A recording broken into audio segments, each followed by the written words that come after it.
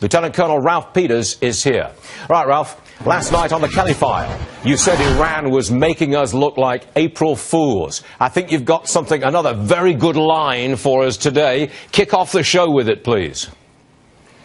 Stuart, I'm ashamed of you. You got a fact wrong. It was on Hannity, not Megyn's show. Oh, Sean will never forgive me. Sean needs to get the credit here. Sure. Now, seriously, though, yes, it's appropriate that we extended the talk into April Fool's Day because the Iranians have been making fools out of us since the initiation of these negotiations. And, Stuart, I think we can agree that we're begging the Iranians.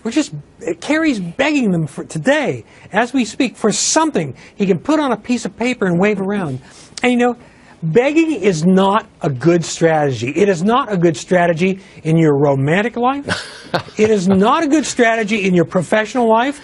And begging certainly is not a good strategy when you're dealing with a hostile, treacherous, and crafty opponent such as Iran, which is pursuing nuclear weapons. I mean, how does Kerry expect this to work? He's like on his knees. Oh, darling, please don't leave me. Don't work like that, folks. Why don't they walk away? Why don't they just say, we're getting nowhere here. You're not giving an inch. Nothing's happening in these negotiations. They're off. They're over. We're going home. Why doesn't he say that? Because these negotiations are all that President Obama has left.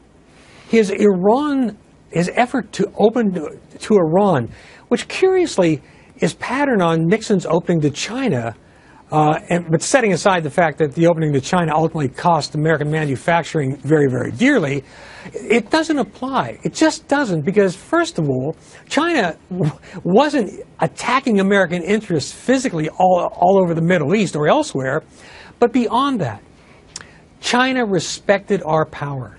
The Iranians no longer respect us. They feel we're in retreat, that we've lost our courage. And at the administration's level, they're certainly correct. So we have a problem right now where Obama and Kerry are clinging to this. It's not even a life raft. It's a tiny shred of a life preserver for their foreign policy, and they're just turning into embarrassment. Now, let me be fair to Obama.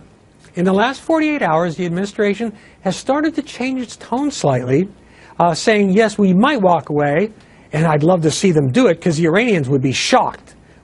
And beyond that, one positive development occurred, Stuart, and that was yesterday. The administration announced that they are lifting the suspension of military deliveries to Egypt. Very, very, very important because Obama may, faced with failure in these Iran talks, and they will fail, whether today or in June, faced with failure, he may finally, after 6 years, be realizing that some of our traditional allies have value. Colonel Ralph Peters, I'm sorry we're so short on time today. It is a very big day. And my apologies to Sean.